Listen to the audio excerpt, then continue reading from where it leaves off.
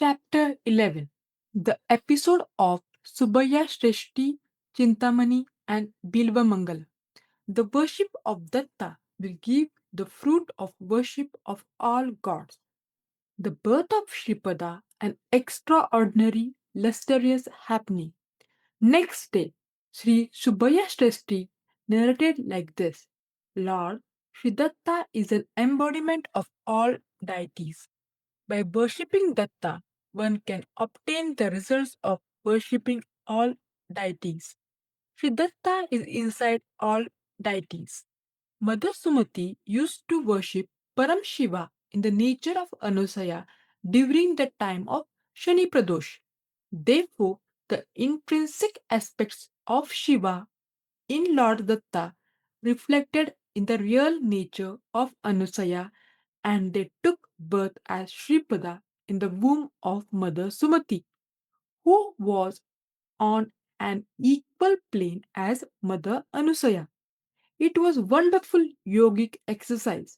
Sripada was not born out of the physical union of the parents. Yogic lights emerged from the eyes of Appal Raja Sharma and Mother Sumati, who were in deep meditation. These lights combined and stayed in the womb of Mother Sumati. After the completion of 9 months, a brilliant form of light was delivered by Mother Sumati. By nature, Sripada was a personification of light. He was exhibiting some strange powers from his third year. After Sripada, three sisters, Sri Vidyadhari, Radha, and Surekha, were born. On the day Sri Vidyadhari was born, a great scholar named Maladi Ramakrishna Avadhani, who was a distant relative of Sri Bapanarya, came to their house. He had a son by the name of Chandra Shekhar. Mahalakshmi herself was born in the household of the Gandhikota family as Sri Vidyadhari. All the relatives unanimously opined that it would be better if she became the daughter-in-law of Maladi family. Shripada also said that it would be better if his sister Sri Vidyadhari was given in marriage to Chandrasekhar. The intentions of Shripada are accomplished without fail. His resolve is as firm and strong as a hard diamond. The consonance with his words, the marriage of Sri Vidyadhari and Chandrasekhar Avdhani was celebrated on a grand scale in Pitikapuram in due course of time. An other sister Radha was given in marriage to Sri Vishwa Ananda Murli Krishna Avadhani of Vijayawada, and the third sister Surekha was married to Sri Tadepalli Dattatreya Avadhani of Mangalgiri. My dear Shankar Bhatt, the sportive actions of Shripada are unimaginable. There is a village called Tatan Kapur, Tanuku, in the Godavari region. There was a very pious family in that village that performed many great rituals like Vajapaya and Pundarika. The name of that family was Vajapaya Jula. There were close connections between the Maladi family of Pitikapuram and the Vajapaya Jula family of Tanuku. However, the family of Vijayapaya Jula had faith in the principle of Ida Brahmyam, Idam Kshatriyam. They belonged to the lineage of Parashara, comprising of three sages Vasishta, Shakti, and Parashara. They followed Rig Veda. The Maladi family follows Yajurveda. There were no suitable teachers to teach Rig Veda to the youngsters studying it in the state of Karnataka. In that connection, when invited, Sri Vijaya Payajula Mayancharudu from Tanuku migrated to Hoyasala in Karnataka. From then on, they were called Hoysala Brahmins. They adopted the professions of Brahmins and Kshatriyas with equal ease. They underwent many difficulties to save Sanatan Dharma. Mayancharya had two sons. One was Madhavacharya and the other was Sayancharya. Both of them were scholars of very high caliber. Sri Sayancharya wrote commentaries on Vedas. Sri Madhavacharya undertook intense penance for the grace of Sri Lakshmi. When Sri Lakshmi appeared, he requested for the grant of extraordinary grace of Sri Lakshmi. Then Sri Lakshmi told him, "My dear child, it is not possible for you in this present birth." He immediately announced, "Mother, I am taking to renunciation." "Then it is the second birth for me, is it not?" Sri Lakshmi bestowed him with abundant grace. With his touch, any metal used to turn into gold. After renunciation, he is known as Sri Vidyaranya Maharshi. Sripada blessed him. In his third generation in the lineage of ascetics, he will be born as Sri Krishna Saraswati. When Sripada incarnates as Narsimha Saraswati in the future, Sri Krishna Saraswati will be his guru for initiating him into the ascetic order. As his desire for worldly pleasure did not fully abate, he would be born in the future centuries in the family of Sayanacharya with the name of Govinda Dikshitulu. In that life, he would become the chief minister to the rulers of Tanjore and will be praised by all people as Rajrishi. This is all a prediction for the future. This is the course of destiny as personally decided by Sripada. His resolve will always become true. Therefore, this prediction about the future will certainly take place. When different deities are worshipped, the life force of Lord Datta replicates in those deities. It will transform into a new consciousness and fulfill the desires of spiritual seekers. If Lord Datta is worshipped, he decides the extent to which a particular task is to be performed by an aspect of a particular deity, and thus he protects his devotees like an eyelid protects the eye. Once, Dhruva undertook a rigorous penance for the grace of Sri Mahavishnu. Sri Mahavishnu granted him his boundless paternal affection. When Dhruva took birth in Kali Yuga, he instructed his followers to seek the infinite love and forgiveness of the Lord. Christ arrived to transmit the infinite love and forgiveness of the Lord. Lord Sri Datta is supreme phenomenon. He is the basis for and also beyond both form and formless nature. That is his ultimate real nature. That is the primordial nature that has no beginning nor end. The true nature of Datta can be realized only through experience, and it is utterly futile to contemplate about it with logical intellect. The secret of the incarnation of Sripada Srivallabha is his encompassing ability to direct a specific task to be done or not to be done or done in a different way. The nature of Sripada.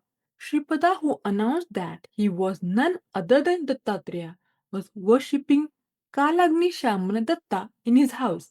Once Bapanarya wondered about this and asked Sripada, "My boy Sripada, are you Datta or a worshipper of Datta?" Then he replied, "I become Datta when I say I am Datta. When I say I am a worshipper of Datta, I become a worshipper of Datta. When I ever I am Sripada Srivallabha, I become Sripada Srivallabha. Whatever I think, I become that. This is my nature."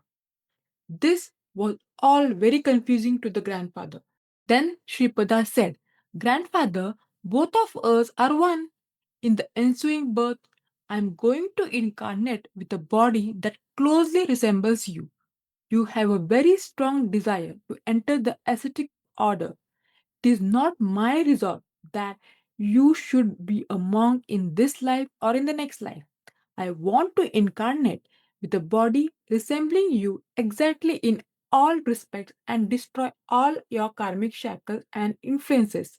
Saying so, he gently touched the center point of the eyebrows, the focal point of consciousness of his grandfather. Sri Bapanarya saw for some seconds Babaji, who was in a state of undisturbed trance of meditation in the Himalayas.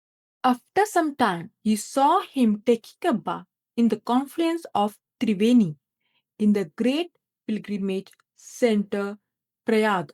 He saw the form of Shripad afterwards. Then that image merged with the self existent Datta in the Kukuteshwar temple. And Avduta came out of it. He saw that his daughter, Akhanda Lakshmi Saubhagyavati Sumati Maharani, was giving alms to that Avduta. He again saw that the Avduta took the shape of Sripada Srivallabha and was lying in the lap of Sumati Maharani. He observed that the little kid came out of her lap and changed into a youth of 16 years. That youngster saw him with profound looks and took a form exactly resembling him. However, that person appeared like an ascetic. That ascetic was walking majestically with his disciples after taking a bath in the confluence of two sacred rivers. That ascetic glanced towards him and spoke. "Oh, you appear to be discussing within yourself as to who I am. I am called Narsimha Saraswati. This is Gandharvapura." Within minutes, after speaking these words, the ascetic threw his upper garment into the river, sat on it, and reached Sri Shaila. Great peoples and great yogis in Kardalivan prostrated before him. All of them prayed, "Great Lord, we have all been doing penance for many hundreds of years for your advent. Kindly make us blessed." After undertaking penance for many years, he appeared as an aged person with only a lion cloth on him. With his extremely sharp looks towards Sri Bapanarya, he said that he is called Swami Samartha. After some time, he relinquished that body and transferred his life force to a banyan tree and merged his divine soul in the Mallikarjun Shiva Linga at Sri Shailya. From that highly powerful Shiva Linga, a profound thundering voice was thus heard: "Vapanarya, you are indeed fortune. I am unobtainable, imperceptible to speech and mind, infinite, a total embodiment of wisdom, and without beginning or end. By the power of your Kriya Yoga, you have brought me from the solar region through Shaktipat and attracted me into this Jyotirlinga. 18,000 celestials will worship me in the form of the Jyotirlinga for eternity. Those holy celestials will assist the people who adore this Jyotirlinga in their material and spiritual progress. As a personification of the Trinity, I am blessing you with my forms of Sripada Srivallabha, Narsimha Saraswati, and Swami Samartha. My dear Shankar Bhatt, the sportive plays of Sri Guru are unimaginable. After some time, Sri Bapanarya became his normal self. He saw Sripada as a boy aged 3 years with an innocent face, smiling sweetly facing him. This strange experience gave him heavenly sweetness. He hugged Sripada. For some time, he was in a state of divine ecstasy. From that supernatural experience, he returned to the normal state and started the fire ritual. The way in which he typically performed the fire ritual was amazing. Generally, fire is generated by using sticks of an audumbara and jami tree. But Sri Bapanarya used to chant Vedic mantras after placing the holy samidhas in the fire altar. Fire used to get generated and flames used to shoot. Sri Appal Raja Sharma also used to do the fire ritual like that. The worship of fire was there in their family. On special sacred days, they used to get down into the burning altar of fire and offer oblations. They used to not experience any harm to their body or clothes in the kind of fire worship. This is a wonder of wonders. Sripada's capacity to make things happen or not. On that day, during the fire ritual, the fire did not get generated in spite of Sri Bapanarya chanting Vedic mantras many times. Seeing the difficult condition of his grandfather, Sripada smiled sportively. The grandfather was sweating profusely. Then Sripada turned towards the fire pit and said, Agni Deva, I am commanding you, do not create an obstruction to grandfather's divine work. Immediately the fire ignited and flames rose. Sripada took some water from his grandfather's water pot and poured it into the fire. Instead of getting extinguished, the fire began to burn very brightly. Seeing this, the grandfather was much more wonderstruck. Sripada averred like this, Grandfather, you, Pendya Venkatappa Shresti and Narasimha Varma are responsible for my incarnation as Sripada. Therefore, when you or my father receive any monetary or non-monetary assistance from Pendya Venkatappa Shresti or Narasimha Varma, it cannot be counted as a donation. Non-acceptance of such an offer will be considered as an offense against God. Such an assistance has to be regarded as the grace of the Almighty. My mother, Sumati Maharani, should not only be treated as a daughter of the Maladi family, but also of Sri Pendya Venkatapaya Shresti and Sri Vatsavai families. This is my edit.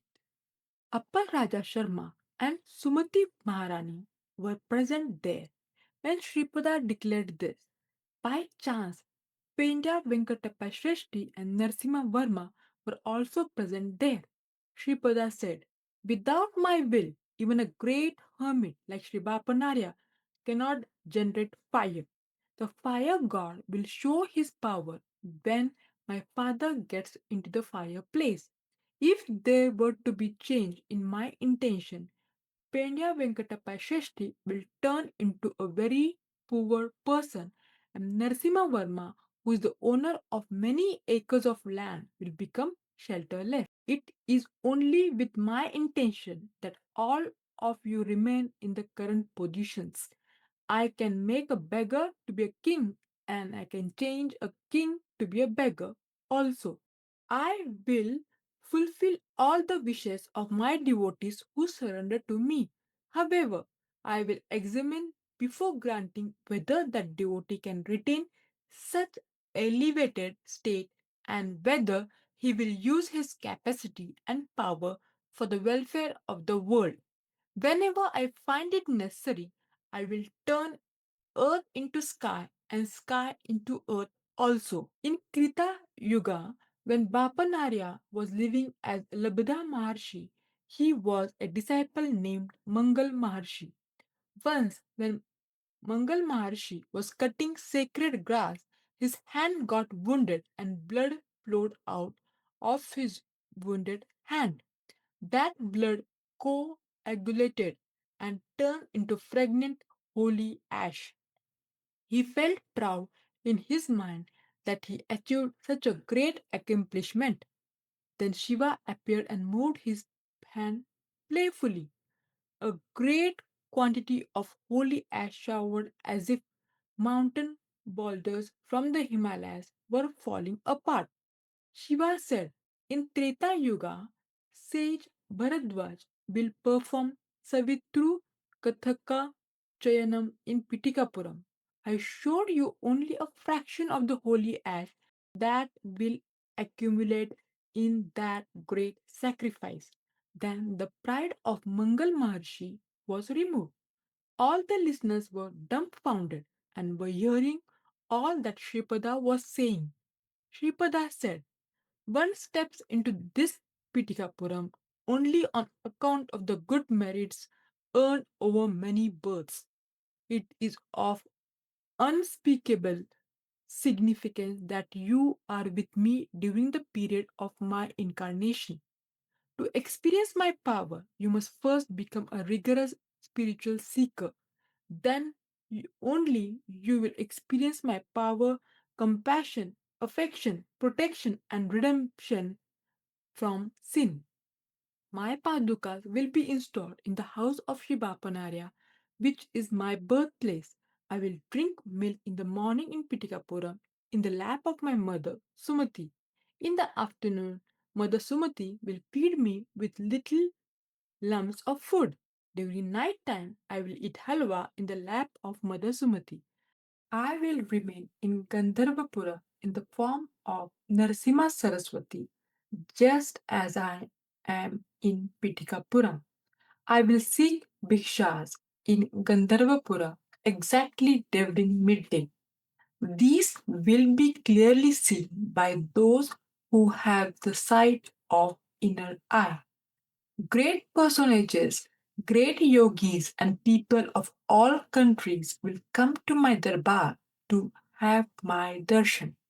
Like rows of ants, they will dance in ecstasy, chanting Datta Digambara, Sripada Vallabh Digambara, Narasimha Saraswati Datta Digambara.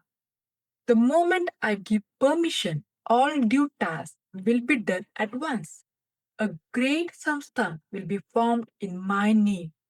As my influence enhances, it will become difficult to purchase even a small patch of land, as small as the foot of a cow. In this Pitikapuram, if necessary, I will drag people whom I consider as my own to Pitikapuram by holding their hair.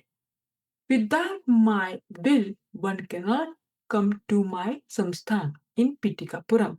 However rich he might be, or however great yogi he might be, this is confirmed and true. Be happy by realizing my real nature. This time will not come again.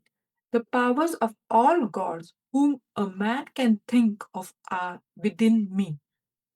If anyone gives dakshina to me, I will multiply it hundredfold and grant him good merit when the appropriate time comes. Money has to be earned without violating dharma. Desires can be satisfied without violating dharma. By doing righteous acts, moha is destroyed. After moha is destroyed, liberation is achieved. My boy Shankar Bhatt, did you hear all these nectar like words of Sripada? After this sacred teaching, Narasimha Varma took Sripada in his horse carriage the next day to see his fields. He had many acres of agricultural lands.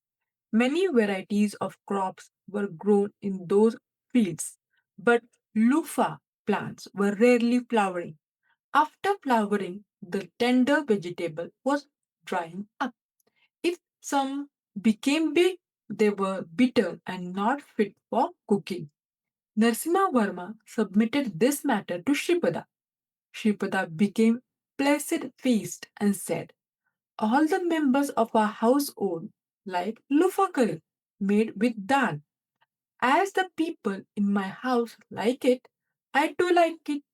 In ancient times, an aspirant of Datta undertook penance in this land. This holy earth is yearning for the touch of my feet as I am verily Datta.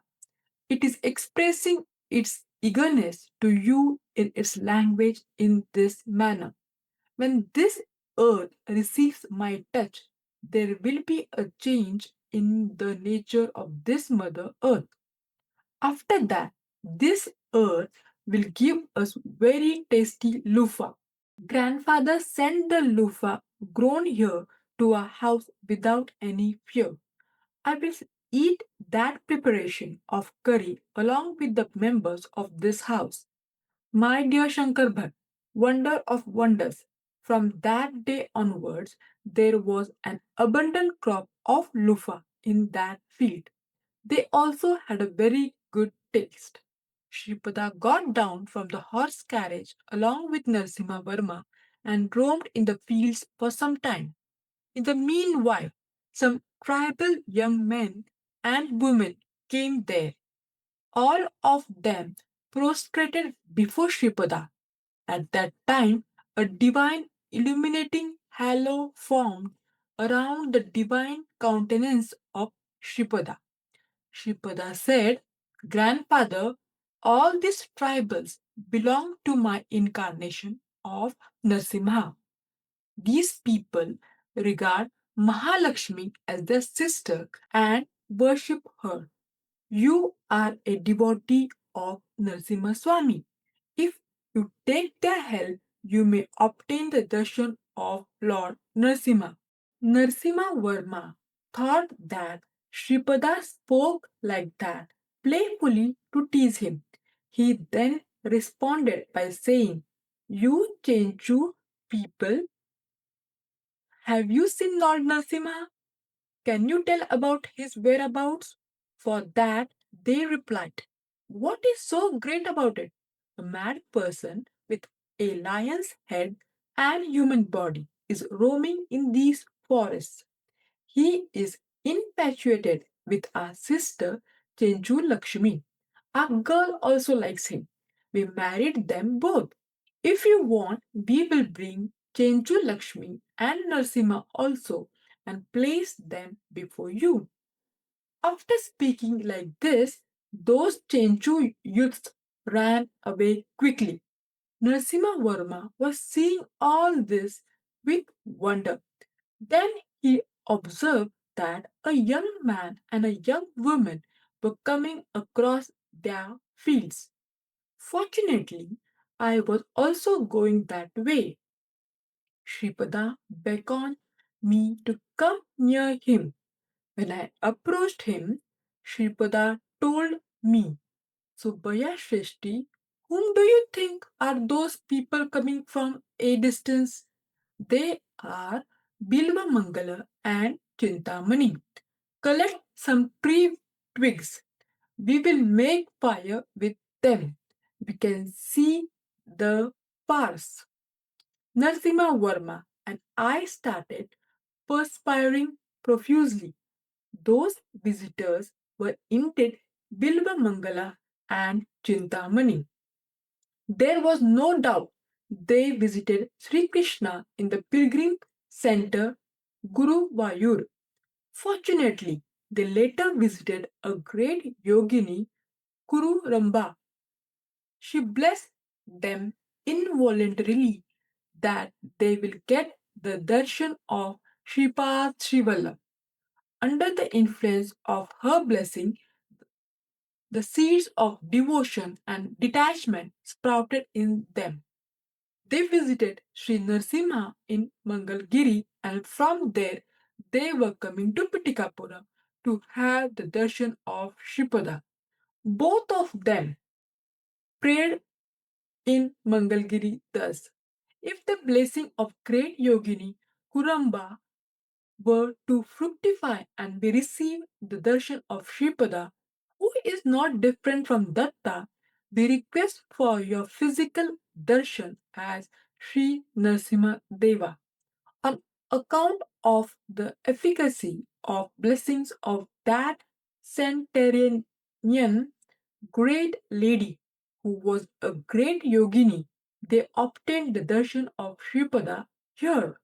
This was a wonderful matter.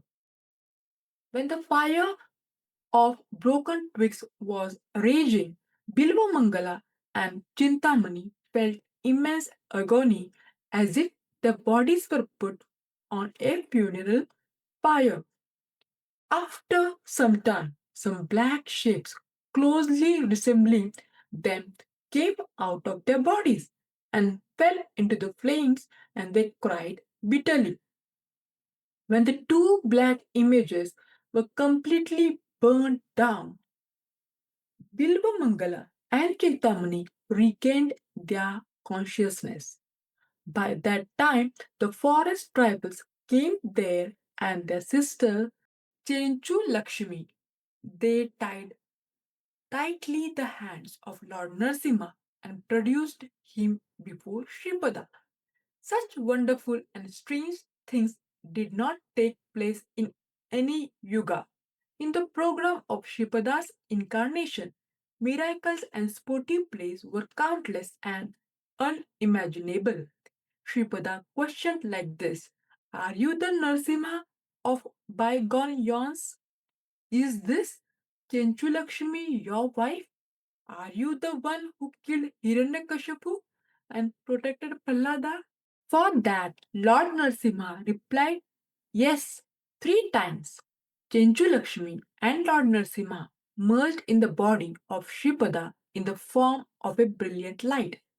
Chintamani transformed to be a great yogini. The tribals disappeared. Bilva Mangala became a great devotee and came to be known as Bilva Mangala Maharshi. Sripada announced that in the lands of Sri Narasimha Varma, where all these strange and weird incidents happened, a village by the name of Chitravada would come about. His will is truth. His will prevails. Victory unto Sripad Srivallabha. Sripadarajam Sharanam Prabhate